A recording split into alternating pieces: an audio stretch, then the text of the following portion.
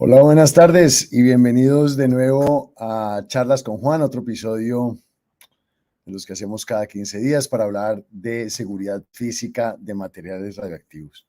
Hoy vamos a hablar de un tema muy interesante que es el accidente radiológico de Hueypoxtla en México.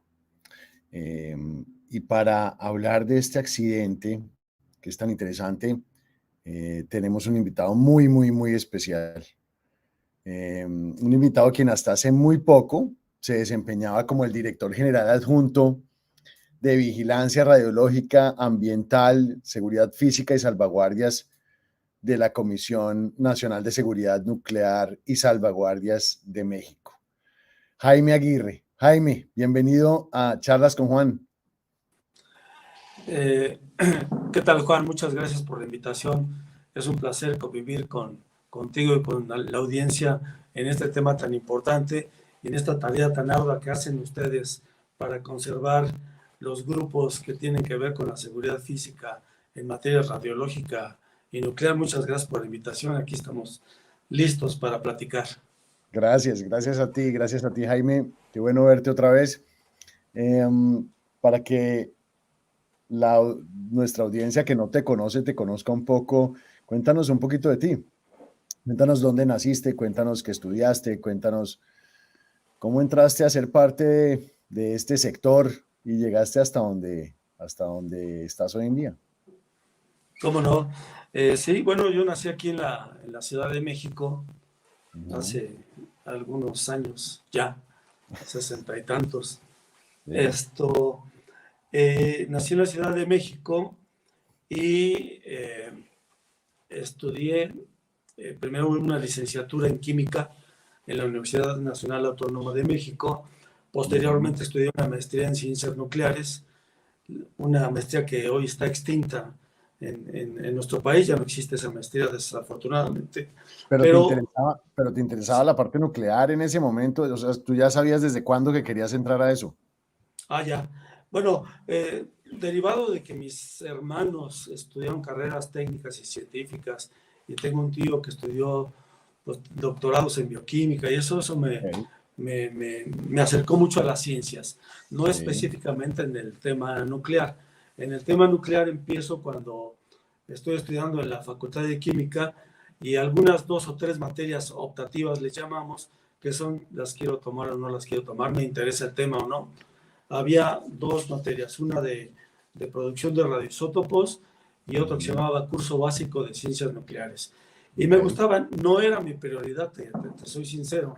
Yo estaba buscando otros temas que tuvieran más auge industrial y pretendía yo estudiar una maestría en química orgánica. Pero me pongo a trabajar muy joven, a los 22 años, todavía no estoy titulado, ya había terminado los créditos de la carrera, y de ahí decido entonces buscar, con esa dinámica que te dejan las carreras científicas, pues querer encontrar dónde estudiar más. Busco las materias Okay. o las maestrías en química orgánica y me pedían tiempo completo. Y entonces de repente se me ocurre ahí mismo en la Facultad de Química ver qué otras maestrías había, y estaba la de Ciencias Nucleares. Y se podía estudiar de 5 a 10 de la noche y los sábados. Okay. Entonces ese fue, digamos, el momento en que me meto de lleno a las ciencias nucleares. Ok. Y te vas derecho y empiezas tu carrera y ¿cómo llegas hasta Muy bien. mira, Bueno, estoy estudiando, empiezo a trabajar en la UNAM. En la UNAM trabajo en la ENEP Zaragoza, se llama. Hoy es Facultad de Estudios Superiores. Y sí, de ahí, cuando estudio la maestría, 2 maestros me invitan a trabajar en la Comisión Nacional de Seguridad Nuclear y Salvaguardias. El primero de ellos, wow, lo voy a decir con toda honestidad, no me llegó al precio, no era el suficiente dinero como para hacer un cambio.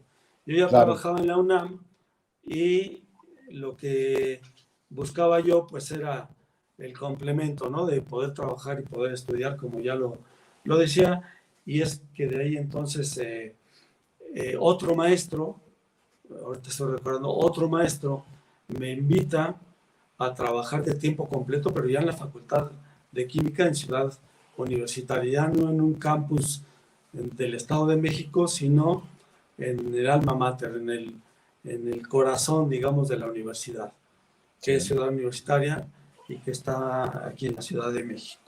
Entonces trabajo primero con ese maestro como investigador tiempo completo, pero también como dando clases en diplomados de seguridad radiológica, ahí ya me empiezo a meter mucho más. Y luego otros dos maestros me invitan a trabajar en la comisión. El primero que digo, no acepté porque no eran las condiciones presupuestales las que yo ya necesitaba para ese momento. Y luego me invita a una segunda maestra a trabajar en la comisión, pero ya como entonces se llamaba jefatura de área de radioquímica, o se ok. llaman subdirecciones, y ahí es donde empiezo ya de lleno, ya no salgo de la comisión Ese hasta ya mi te sirvió, ese sí jubilación. te sirvió. Eso sí me sirvió, sí cumplió con los requisitos Ok, emocionales, económicos y de todo tipo. claro. Y entonces ahí empiezas tu carrera de 30 años en la comisión. Ahí empiezo mi carrera de 30 años en la comisión justamente. Me faltó creo que 1 o 2 semanas para completar los 30 años.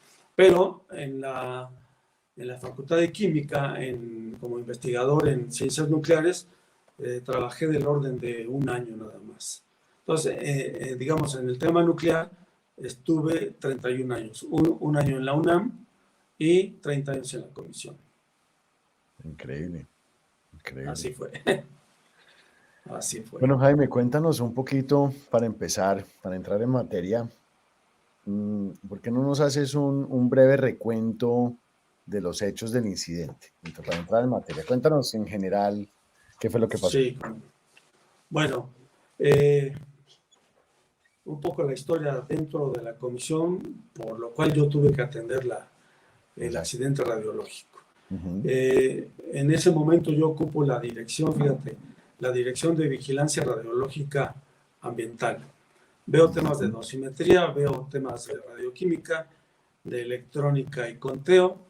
Tuve ujú. un tiempo de emergencias, pero luego la quitamos de ahí, bueno, se fue a otra área.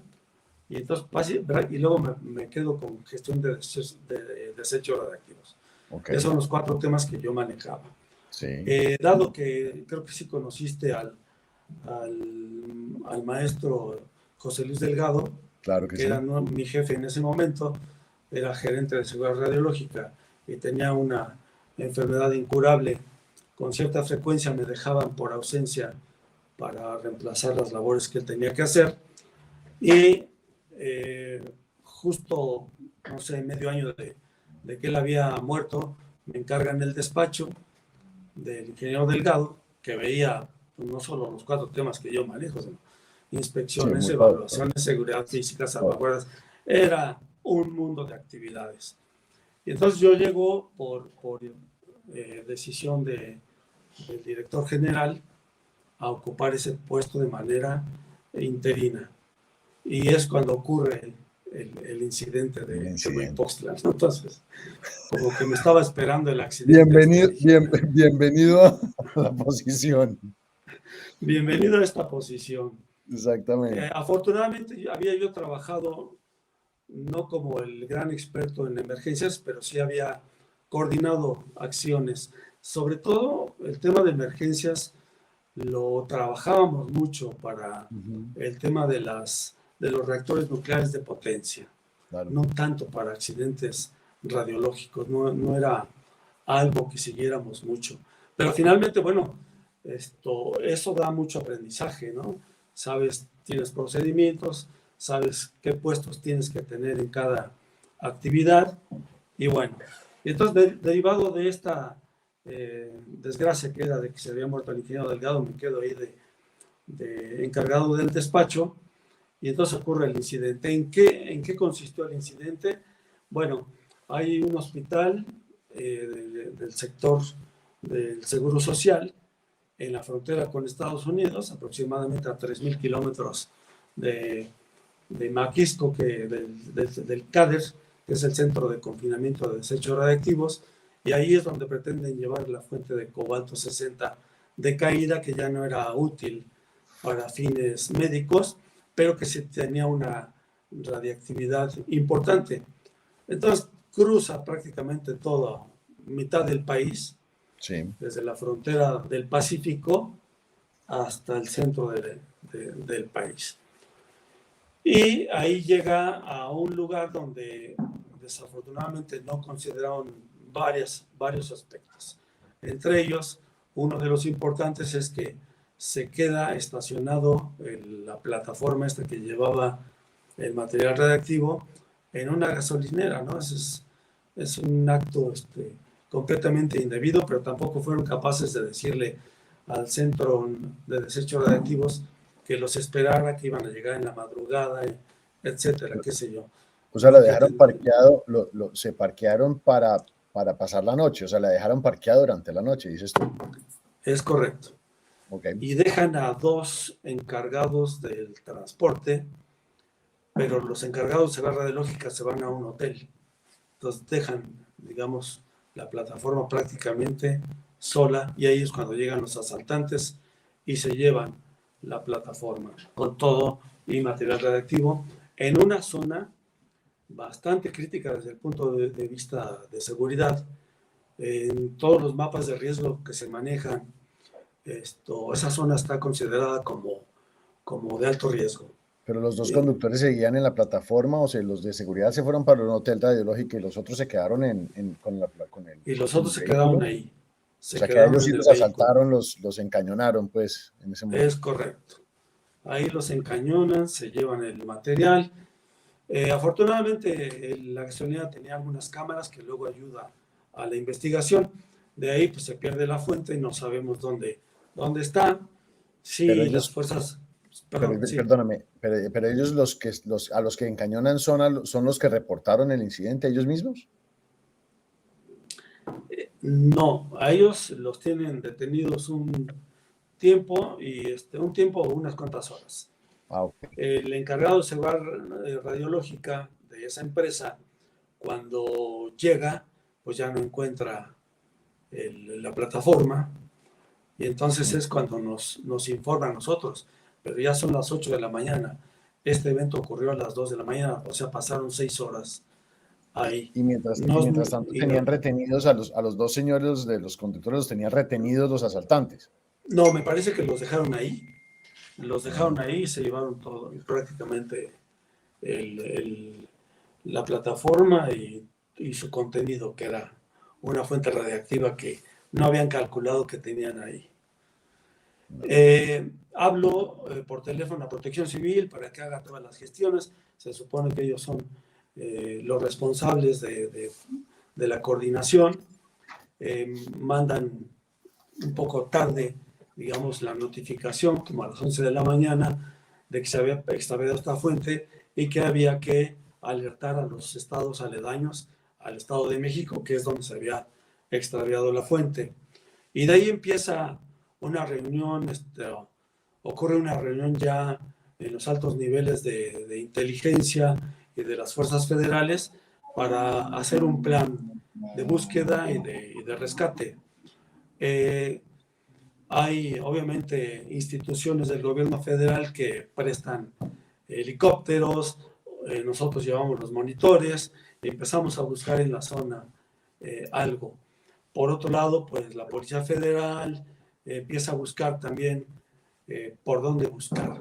Ellos tienen claridad, digamos, de dónde hay zonas de alto nivel de delincuencia, y entonces supongo que con eso es que empiezan a buscar la fuente. Déjame hacerte una pregunta ahí, Jaime. ¿Quién en el momento, el de Protección Radiológica le avisa a la comisión que hay el incidente, ¿cierto? Y la comisión engancha a Protección Civil. Y Protección Civil empieza a actuar. ¿Quién, en ese momento, quién tomó el liderazgo de toda la coordinación del plan de respuesta, de todas las instituciones? ¿Quién era el eje central de la coordinación? Ok, digamos, el que convoca las reuniones es inteligencia. Inteligencia. Y en inteligencia hay una reunión que se llama, hay un comité llamado el CANDESTI que aparece en la publicación del OIA, Sí. que es un comité de alto nivel para terrorismo, etcétera, ¿no? Que cuidan, entre otras cosas, pues lo de armas químicas, biológicas, explosivos y radiológicos y nucleares. Ujú. Todo lo que sabemos, QBRN, ¿no? Sí. Eh, pero de manera inesperada, pero por otro lado, supongo que conociendo la experiencia que se tenía en la comisión, pues me ponen al mando de este comando. Y ese sí fue un reto bastante importante porque había que coordinar no solo a las fuerzas civiles, sino también los militares estaban apoyando. Entonces, el que un civil esté coordinando estas Claro. cosas es un súper reto.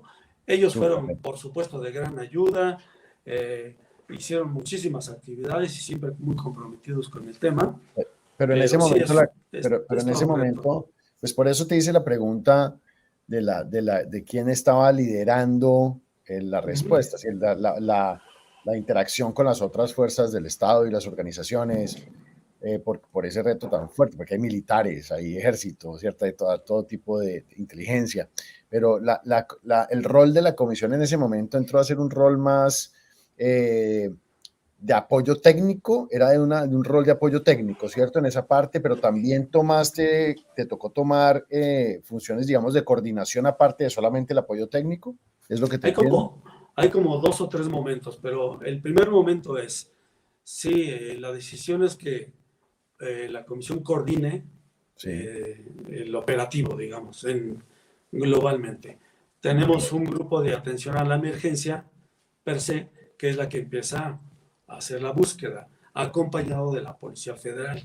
Entonces, sí, estamos haciendo cuestiones operativas, pero también le pido ayuda a la Central Nuclear Eléctrica Laguna Verde por sus capacidades, no claro, solo de equipos, sino de experiencia en el manejo de fuentes de alta claro, radiación.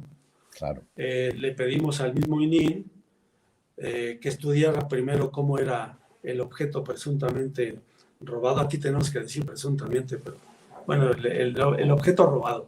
Y Sí, esto, y además teníamos que ver eh, qué podíamos hacer, las dosimetrías biológicas, la dosimetría de las personas, la dosimetría del grupo que iba a atender la emergencia.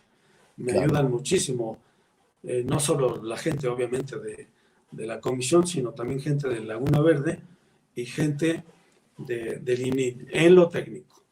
En la Claro, búsqueda, y esto prácticamente son las fuerzas federales las que hacen la investigación, se mete sí. también la Procuraduría General de la República porque tiene que hacer investigaciones desde el punto de vista penal, en fin, hacer búsquedas por todos los lados. Entonces es Y, una activación federal importantísima. y creo que por eso es tan interesante esto, Jaime, para los que van a ver este programa, porque aquí es donde verdaderamente se ve el reto tan increíble que es la coordinación de todo esto, ¿cierto? Te estás Es coordinando desde correcto. procuraduría hasta militares, hasta inteligencia, hasta gente técnica de 10 instituciones diferentes en un periodo de 2 o 3 o 4 días, que es cuando se atiende la primera parte de la emergencia, ¿cierto? O Sí, menos, sí, es un reto gigante. es un reto gigante, pero hablando a favor de todo el esquema federal que habíamos instaurado ya hace tiempo, eh, estuvimos dando capacitación continuamente a las aduanas, a la Claro, Policía Federal, apoyando a Sedena, bueno, a la Defensa Nacional, en fin, a quien se juzgara pertinente hacerlo. Y siempre lo hicimos. El problema que tenemos luego en nuestro país y seguramente en muchos otros es que luego se pierde la experiencia, las pericias de las personas porque hay una rotación muy ah, fuerte. sí, eso es común, No, sí. no, no digo que en las fuerzas federales, pero sí, por ejemplo, en aduanas. No terminamos de capacitarlos nunca, ¿no? Había una movilización de gente tremenda, ¿no?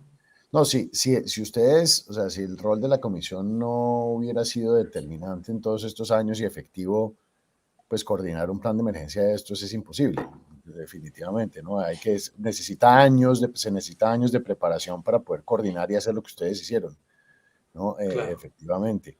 Entonces, bueno, Claro, tú, no le íbamos a decir a la Policía Federal qué es lo que tiene que hacer, ¿no? no, Ellos, por supuesto que saben hacerlo y lo saben obvio, hacer muy bien. Además eran claro, grupos de investigación, grupos especializados, ¿no? Entonces, claro, claro, claro, no les ibas a enseñar el ABC, no. pero platicando los riesgos, lo que ellos pueden hacer es como concertábamos algo, como decidíamos algo.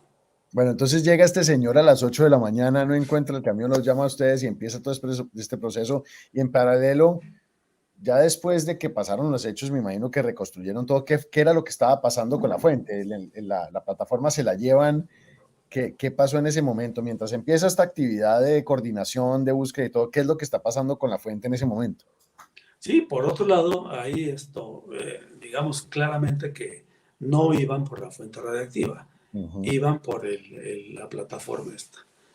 Y se conoce ahora, en su momento no lo sabía yo, pero pues hay poblados que se dedican a vender llantas, hay poblados que se dedican a vender motores, o sea, desmantelan una plataforma de esta naturaleza, supongo Bueno, que en días.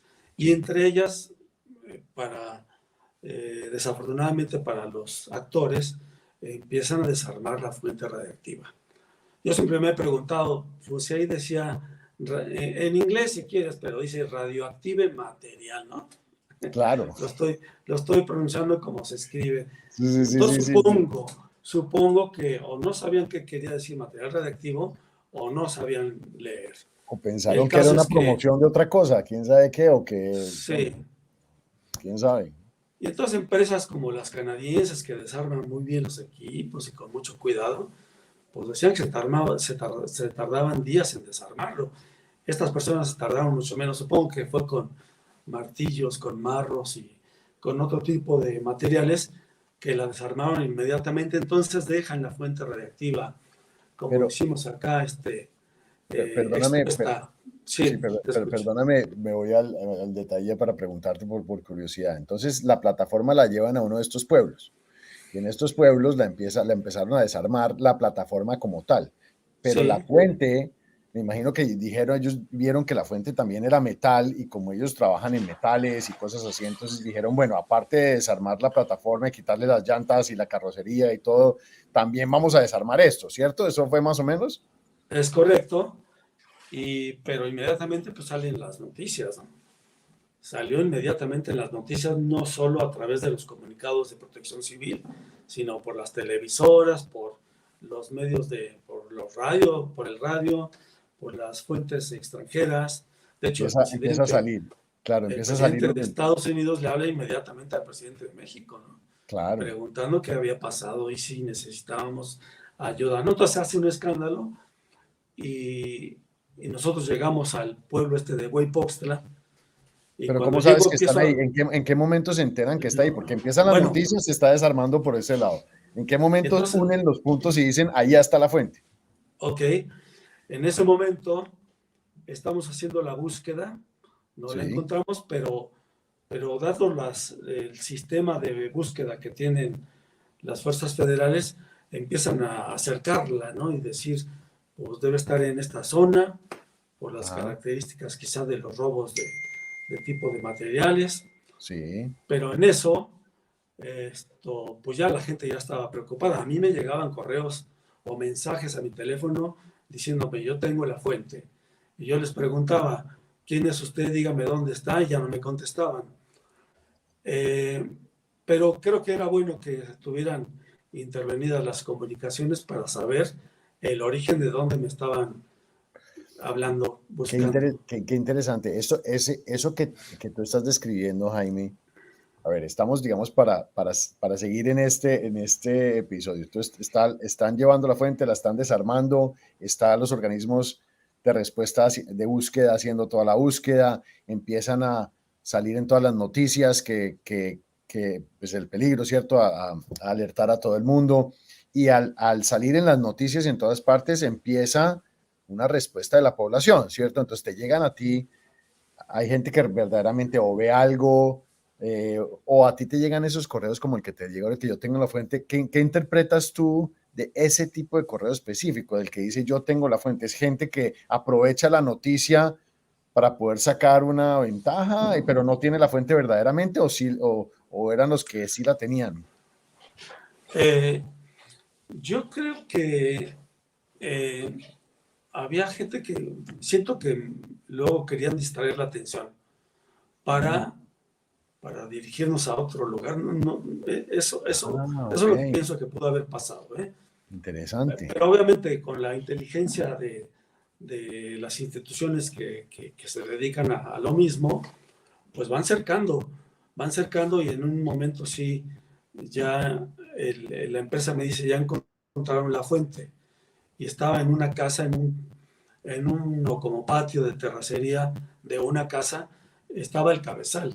Entonces llegan allá ya también los personal de la comisión, personal de la Policía Federal, y pues con la Perdón, sorpresa que supieron finalmente qué fue, tú supiste finalmente qué fue lo que los llevó a la fuente, si fue un tema que fue una unión entre la comunicación que salió a la prensa y eso, y los esfuerzos de inteligencia, o si fue alguien de la casa aledaña que reportó. ¿Supiste exactamente cuál fue lo que los llevó a saber dónde estaba la fuente?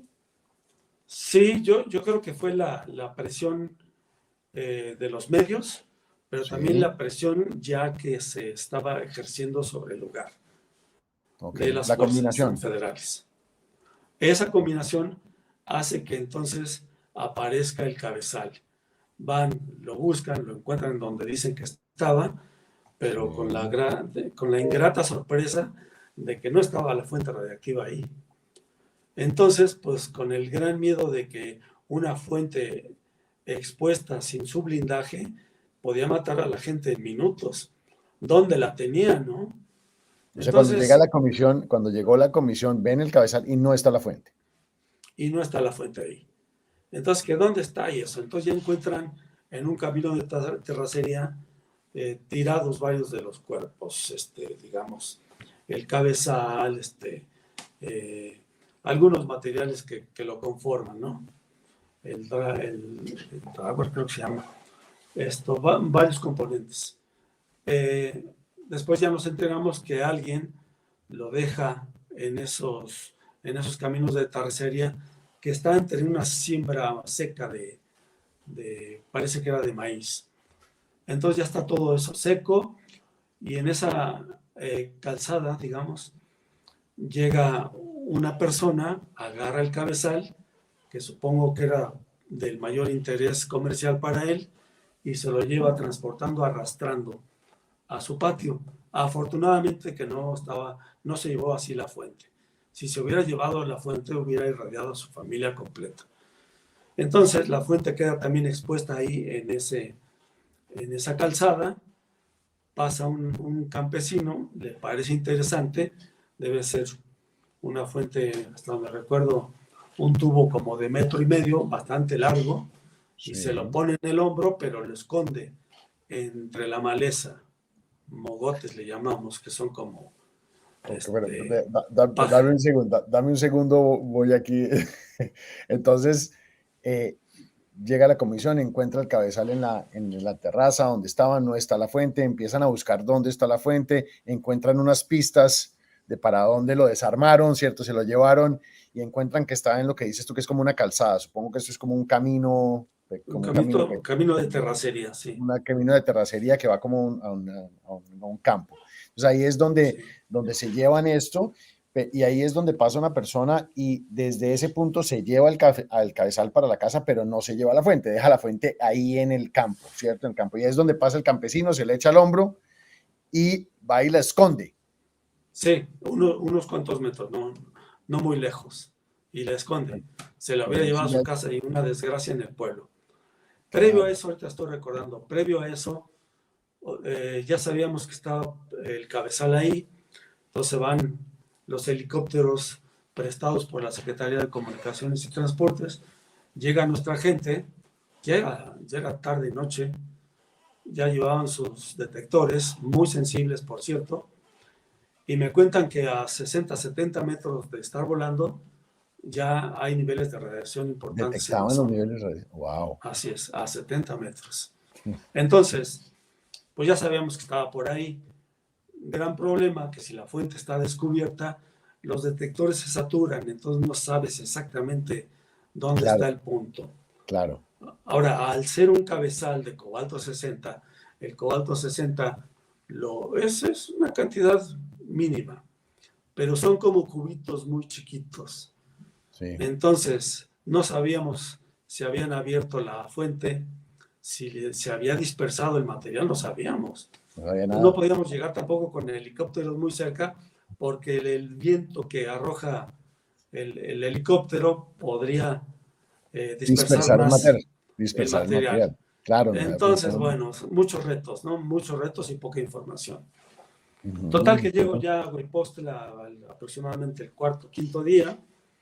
Empiezo a hablar con la gente muy tranquila, escuchándome, todos bien. Más adelante nos damos cuenta que cuando me quisieron linchar, que más adelante vamos a platicar de eso, pues hay gente que supongo que eran familiares de los que estaban ya detenidos, ¿no?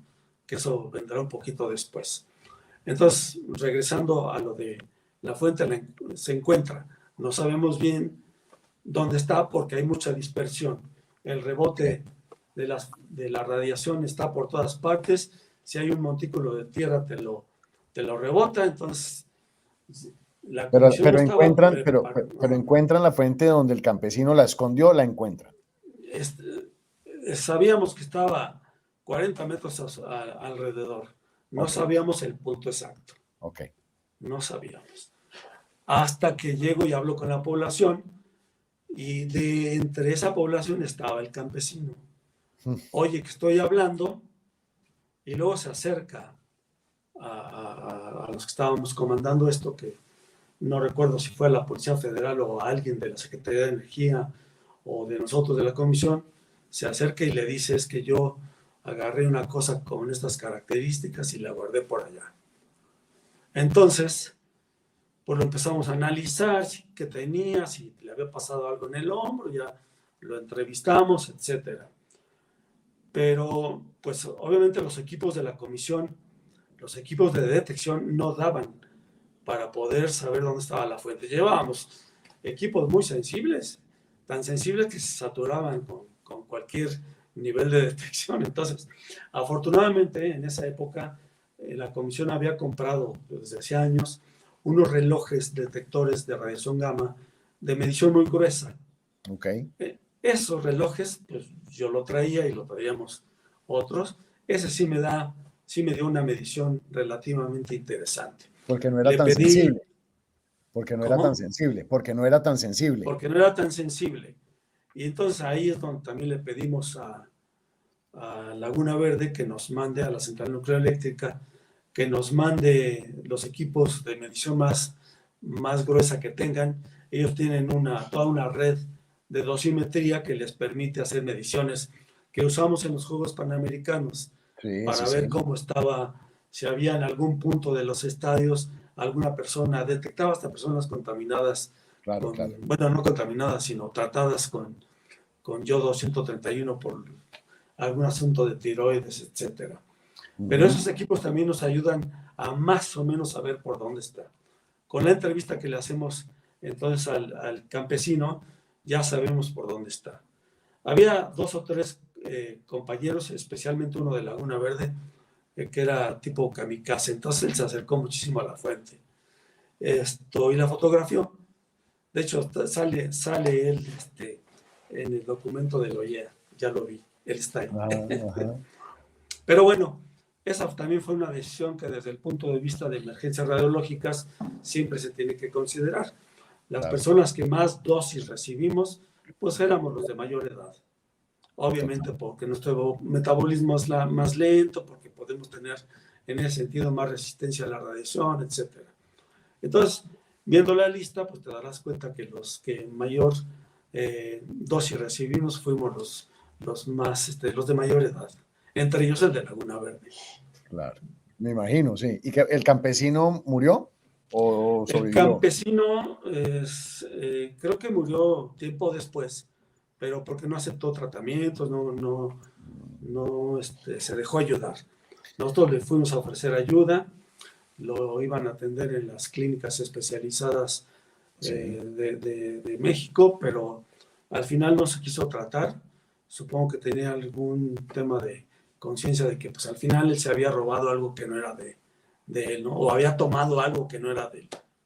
Entonces, bueno, entonces recuperan, ya saben dónde está la fuente, se recupera la fuente, finalmente, después de todo este proceso. Eh, ¿Qué pasa, Jaime, durante todo este tiempo de esta operación? ¿Cómo fue el manejo de la comunicación al público? Desde el momento en que tú te enteras por el de la estación de combustible que está pasando hasta el momento que se encuentra la fuente, cuando el campesino dice que está ahí y se recupera, Sí. ¿qué fue cómo manejaste eso? Bueno, eso es tremendo. Es decir, la primera noche me hablan los medios europeos, ¿no? Claro. Los que están activos mientras yo hubiera querido dormir, ¿no? Me habla France Press, me hablan Sí, sí, todos los de sí, por allá. sí. Más temprano me habla CNN, me hablan NBC, la NBC de Londres, todos. Eh, Al principio yo soy el que capta toda la atención de los medios. Sí, En la comisión, especialmente en la Secretaría de Energía, hay un grupo de comunicación social que él es el que se encarga de todo esto, de dar la difusión a los medios, eso. Pero nos empezaron a entrenar al segundo o tercer día. Y eso ocurre, eh, digamos, yo creo que fue del tercer día en adelante. Mientras ya compañeros de la comisión empiezan a ser capacitados, y seguramente ustedes conocen a Mardonio Jiménez ujú, de la comisión, que sí, es una persona que muy templado para la comunicación. Todo lo que tenía que ver con comunicación social se centralizó. se centralizó con él y el ingeniero, el director general, que en su momento no estaba, pero llega y ya después se hace cargo él de toda la comunicación con los medios, hasta de internet.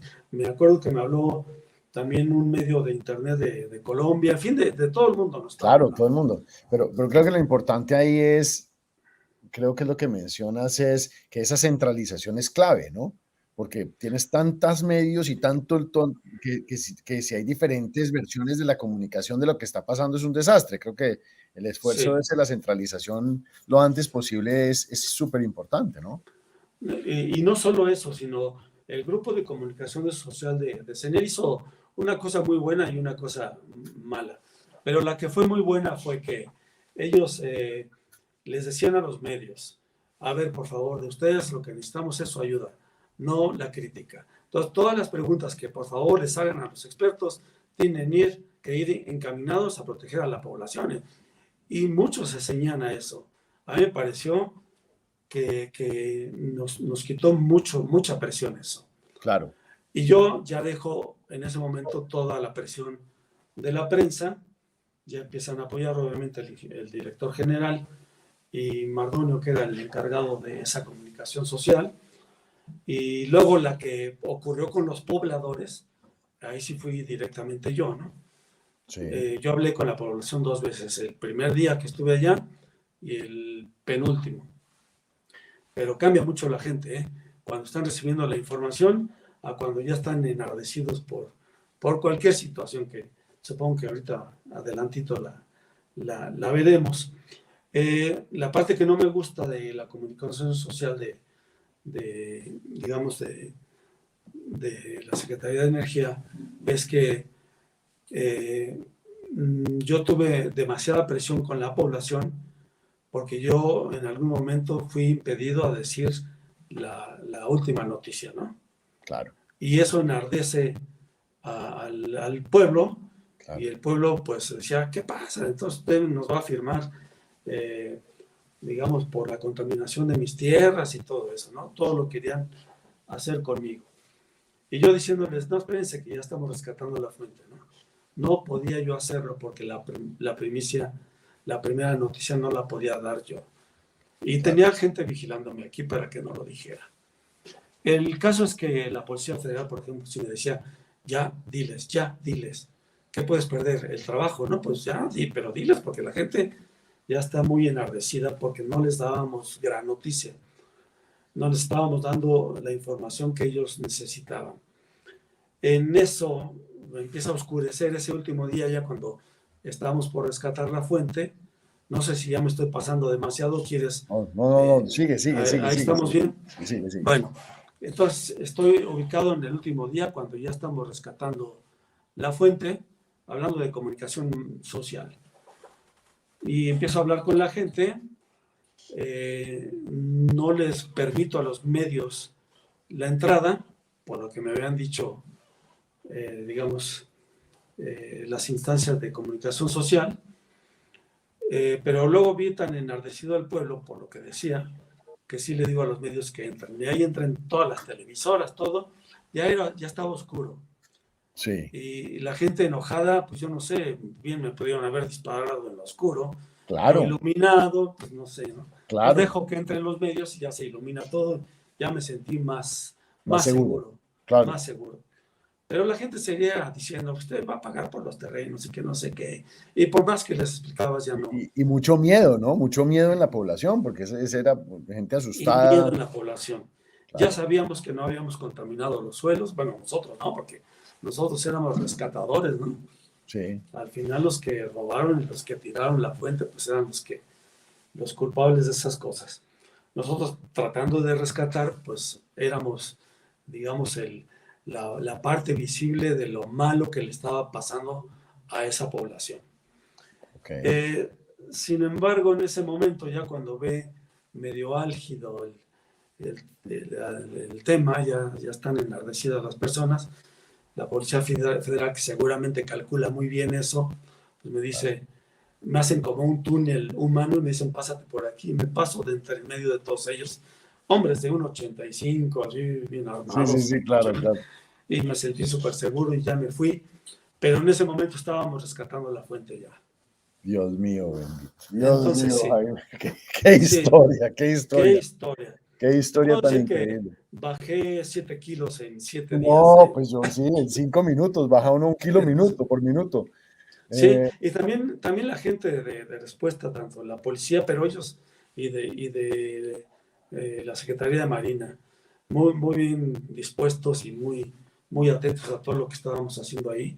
Mis compañeros también de la comisión pues pasaron días muy malos, ¿no? Había veces que no daba tiempo de bañarnos, no nos daba hambre, no pasaban muchas cosas. Y me imagino que también tenías que lidiar con la parte de la desinformación. Había medios que podían decir una cosa que no era verdad y los otros hacían versiones que no eran correctas. Entonces, no solamente es estas preguntas de todos los medios, sino también es esta desinformación de lo que está pasando o información no precisa, digámoslo así, de lo que está pasando, ¿cierto? Más el pueblo que está totalmente con miedo, enardecido, necesita respuestas, más estás tratando de recuperar la fuente al mismo tiempo. Me imagino todos los políticos también contactándote a ver qué está pasando. Esto que dices de los políticos era un tema importante, porque justo en esta semana, pues estaban atendiendo en el Senado de la República el programa de desarrollo energético. Sí. Entonces me decían que dependía mucho del éxito de esta misión el futuro nuclear de nuestro país. Algo pesadísimo. Entonces era una presión impresionante, ¿no? Y sí lo pudimos haber resuelto mucho antes. Obviamente si hubiéramos hecho caso a los tratados internacionales. Sí. Estados Unidos dijo, manda un helicóptero con esas iluminación tan intensa que tienen y la fuente la recupero en horas. Pero también decían en México que si no éramos capaces de resolver una cosa así, entonces, pues tampoco el futuro Mira todo lo que entra en juego, hasta política internacional. Es correcto. Entra en juego en decisiones tan. Y aquí hay una cosa, Jaime, que nosotros, tal vez es uno de los puntos importantes que tratamos de resaltar siempre en charlas con Juan, y es el tema del factor humano. es el tema humano, es que los que trabajamos en este sector y ustedes que están enfrente del cañón, pues somos seres humanos todos y están expuestos a unas situaciones que son increíblemente complejas, ¿cierto? Y de pronto son de un momento a otro y se necesitan años de preparación técnica, años de preparación, digamos, profesional para poder lidiar con una situación de esas tan complejas. Es correcto. En la capacitación que tenemos en los grupos de emergencia, el tema de emergencia radiológica per se está muy bien atendido. La comisión tiene expertos en seguridad física también. En lo que no estamos preparados es en el manejo de estrés. Claro. Entonces, en algún momento el anotador ya anotó. No, pues que el anotador no ha anotado. ¿Por qué? Pues porque estaba tenso, estaba espantado, no sabía qué hacer, nunca se había enfrentado a una situación como estas. Claro. También hay otras cosas, ¿no? Esto que decía yo, los egos, este tipo de acciones fuertísimo. Ponen en riesgo a los grupos de emergencia, ¿no? Total. ¿Quién tiene y yo hasta la fecha no entiendo por qué, no entiendo por qué, pero bueno. Pues creo la naturaleza humana, creo, ¿no? El tema del ego, no solamente los que quieren recuperar la fuente y ganarse el crédito, o los que no quieren llevarse la culpa, o los que, bueno, ahí hay mil cosas que están pasando, pero sí. Digamos, estamos, como no tenemos 10 horas que quisiera seguir charlando contigo en esto, cuéntanos un poquito, digamos, terminando, cuéntanos un poquito de la parte de la dosis. Todo es un tema de dosis. ¿Cuáles fueron las consecuencias de dosis para la población de este evento? Sí, en términos del grupo de atención de emergencias, sí, la dosis máxima fue de 20 milisieverts. Sí. No pasó a mayores. Y en caso de emergencia podemos aumentar mucho más los niveles tratándose de una emergencia seria, como el caso de Fukushima, ¿no? Que ponían hasta 250 milisieverts, etcétera, o quizá más, dependiendo de la edad de las personas, etcétera, de los tiempos de estancia, etcétera. En cuanto a la población y en cuanto a muchos de nosotros que estuvimos en la emergencia, nos hicieron también la dosimetría biológica, que consiste prácticamente que te sacan una muestra de sangre y miden unos concéntricos que están en tus cromosomas y en función de la cantidad de discéntricos que se encuentren es proporcional a la dosis recibida.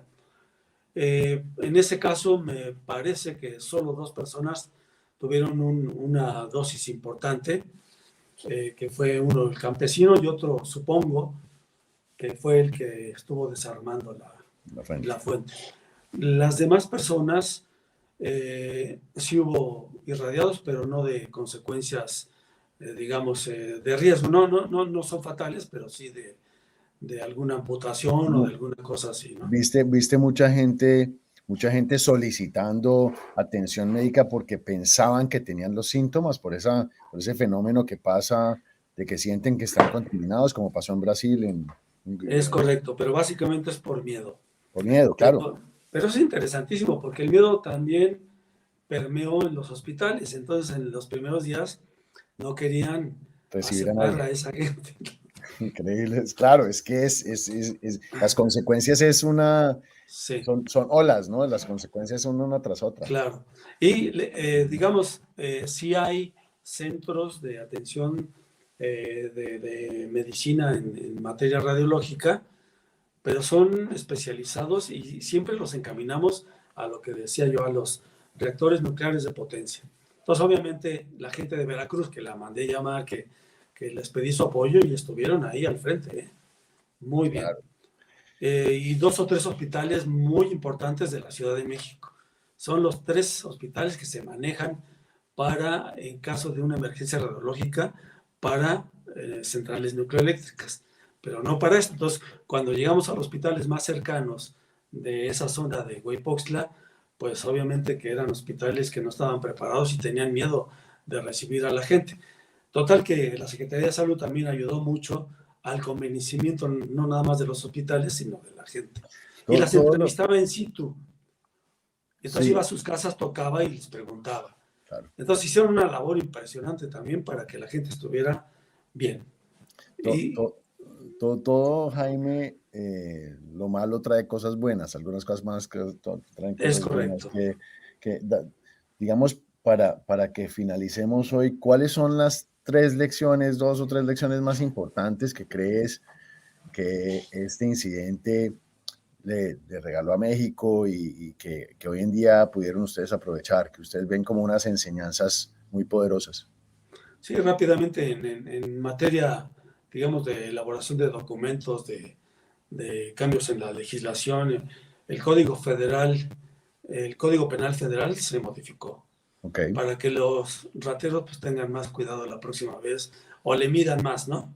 sí, ok, Eso es por un lado.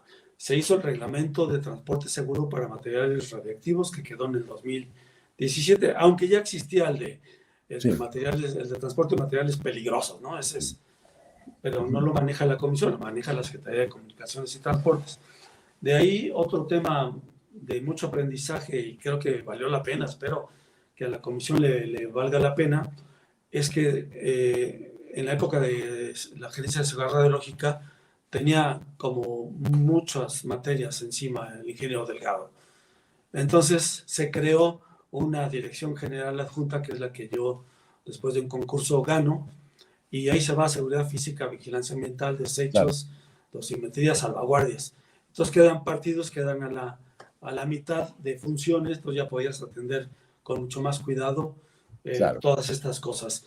Y ahora no hay un transporte de material radiactivo, que es el último aprendizaje en esta materia que yo quisiera mencionar, que derivado de todas las reuniones que tuvimos en los altos niveles de seguridad nacional, hay ahora operativos muy bien armados claro, para todos los materiales radiactivos de categoría 1 y 2, pero también del material nuclear, ¿no? Entonces el convoy pues, va en enfoque graduado, ¿no? Es una fuente muy activa, pues pon un convoy mucho más, digamos, importante o consistente con lo que tiene que ser el claro, riesgo. claro Eso que ya sí. tiene que ver con las fórmulas que todos conocemos de Gra- riesgo. Grandes, grandes lecciones que creo que esas pueden ser las cuatro más grandes, pero creo que hay muchas, muchas, muchas más como las has descrito en cada momento. Y la verdad, pues Jaime, quiero agradecerte por tu tiempo, quiero felicitarte porque es un honor Ah, haber no, podido no. escucharte y saber lo que hiciste, porque verdaderamente es de quitarse sombrero. La verdad me parece impresionante y eres de las pocas personas que ha podido atravesar un incidente. Esos no hay muchas en el mundo que ha podido atravesar lo que tú atravesaste. Entonces, es un grandísimo placer y honor poder hablar contigo y poder tener un momento de tu tiempo para que nos compartas esa experiencia. Ojalá nos podamos sentar otra vez en México pronto y podamos seguir hablando de estas lecciones en el futuro. Sí, muchísimas gracias. Agradezco esta gran oportunidad.